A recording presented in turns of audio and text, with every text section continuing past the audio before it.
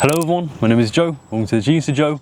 In today's video, I'm going to be fully breaking down how I created these photos for a fashion editorial / commercial. Let's get into it.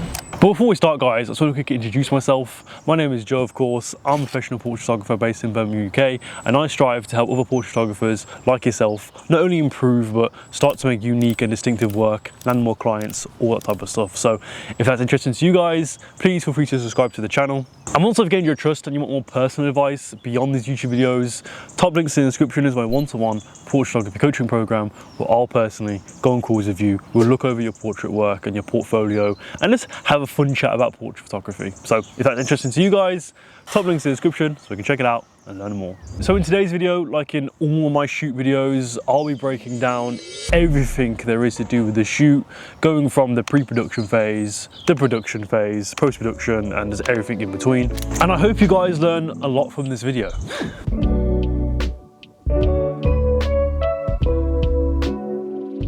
I want to quickly discuss how I got the opportunity to work with this amazing up-and-coming fashion brand called Editorial, owned by the wonderful stylist Abby. So I made this recent discovery that I needed to actually put my name out there to land more clients and to book more shoots. But no guys, not as in trying to go viral on Instagram or TikTok and relying on the algorithm to show potential clients my work, but actually reaching out to them myself. So that is exactly what I did, right? I knew I wanted to build some more experience in working for fashion brands and clothing brands. So what I did was go on Instagram and I decided to cold message a bunch of brands, clothing brands in my area, near my city, all that type of stuff. I'll probably put on the screen some of the messages that I sent to brands, but what I did was if I found a brand that I was quite fond of, like I quite like their clothing, I would message them asking them if they wanted any new photos for their clothing brand. You may have noticed in that message that I asked for an email or any contact detail because I wanted to send over a photo shoot concept for their brand. This is essential. If you want to start landing more clients, guys, right, you want to start making shoot proposals for the brands that you want to work for. And that also includes if you want to work for models and collaborate with models too. This will just make you look more professional and it shows that you have a specific vision for the shoot. And if the brand or model likes that idea, they'll want to be on board with it. This is also important too because it's better than just being like, oh, I wanted to shoot with you guys. Can we do a shoot together? But you actually have a specific vision for your shoot. And again, if they like the idea, they would want to do it. Because if you just say you want to do a shoot together, they're like, okay, it'd be cool, but what's your vision? Like, what do you want? What's the idea you're going for? They have no idea, and they're way more likely to pick you and way more likely to want to hire you if you have that specific vision, because that's already done. That's already out of the way now. They already have this concept, this idea for a shoot, the look. So now you can focus on everything else. And I personally made custom shoot proposals for different clothing brands depending on their clothing pieces and their clothing line in general. So for Editorial, I saw this really cool red jumper that they had on their website and on their clothing line, and I thought this had this very specific photo idea which would actually fit the brand so well. And yeah, also, if you want to increase your chances of getting a response from these clothing brands, message as many clothing brands as possible. Obviously, try to be realistic with the brand choices, of course. Don't just message Dior or Louis Vuitton or Nike. Nike? I don't know, guys. Nike, whatever. You guys are American, so Nike, right? Don't just message those and be surprised that you're not getting any responses, right? Obviously. So just do what I did. Simply just go on Instagram and type in clothing brands in your city or your area. And guys, plenty of up and coming and underrated clothing brands will come up, just like Editorial. And this is how I landed this job and this shoot. Guys, the reason why I included this in this video, because you guys need to know how to land more clients and land more work in this industry. I have a lot of people on my coaching program that ask me the same thing, like, how do you get work? Where do you get work? And I mainly get work through reaching out to other people. So you're a portrait photographer and want to start working and collaborating with actual models and sick and tired of shooting your friends and your family that don't even know how to pose in front of a camera. Well guys, luckily for you, I just released my free masterclass / video course where I go over my free personal methods that I like to use to find models to shoot with. So guys, if you want this guide, all you need to do is click my link below, which is my website, check it out and learn more.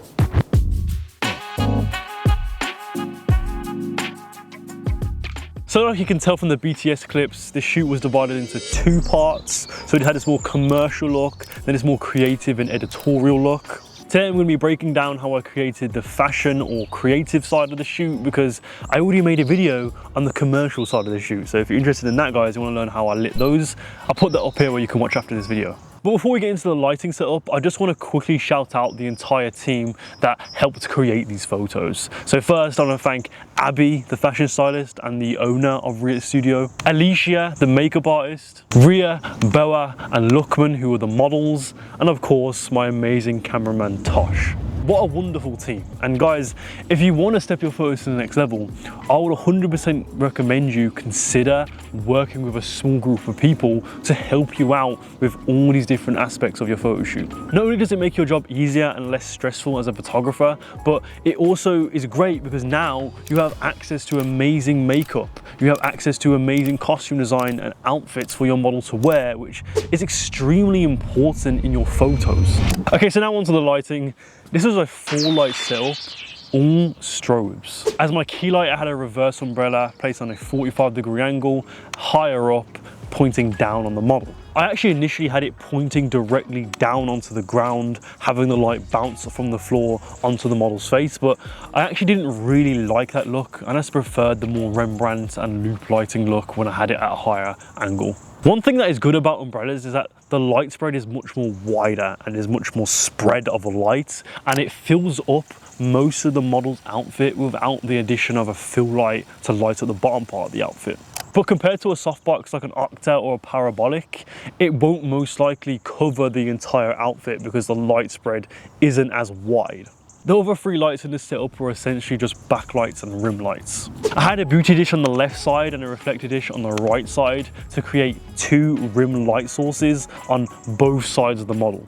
This sculptures the body and the face in a much more flattering way on the model, and it's just a great way to light if you want to go for that higher contrast and dramatic look. I would have just put 2 beauty dishes on the side, but unfortunately I only had access to 1 beauty dish, so I just used a reflector dish with a honeycomb grid on it to replicate the same look. So I don't think there's anything different with them, it's the same thing. And as my 4th light, I had a shallow octa placed on a higher angle, basically where the beauty dish was on the left side of the model's face. This was just used to fill in the outfit on the left side of the model. This addition of this light was definitely a very subtle one, but you notice if you compare without it and with it, you do notice a very big difference. I'm actually pretty sure I took it away at some point for some reason. I think it was because I had some syncing issues with the strobes. My trigger only had like 3 strobes on it, and the 4th strobe, it just kept like not going off sometimes, going off other times. It was just stupid, so I just took it away. But yeah, that's the setup right there.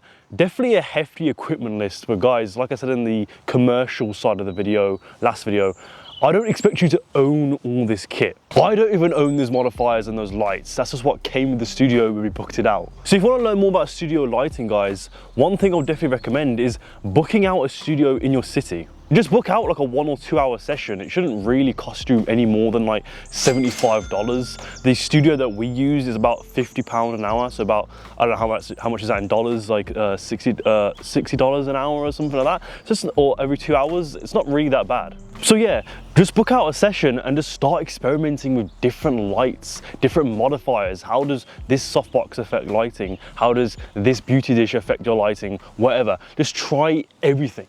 And if you don't want to do that and you want to learn about lighting in the comfort of your own home, well guys, I have my lighting course, which is linked below, where I'll personally go over all the basics of portrait lighting. So I go over lighting techniques, strobes versus continuous, how to tell a story in your lighting, how to light with intention. So obviously it's good to know about how to light, but also how to use that lighting to tell a certain story that you want to tell in your photos. So if you want to finally start to understand the basics of portrait lighting and studio lighting, guys, link in the description below is my lighting course, so you can check it out and learn more.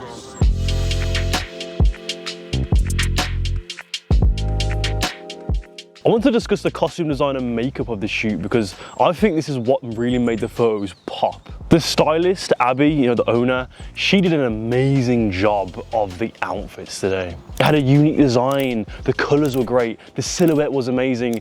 It was just good.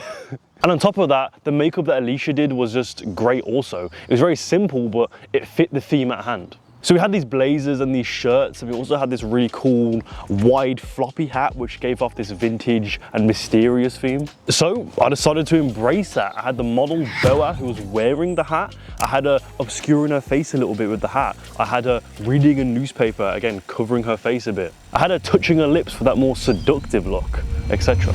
And guys, always keep in mind the theme and the story that you want to tell in your photos, and adjust all these factors accordingly to fit said theme or story as much as possible.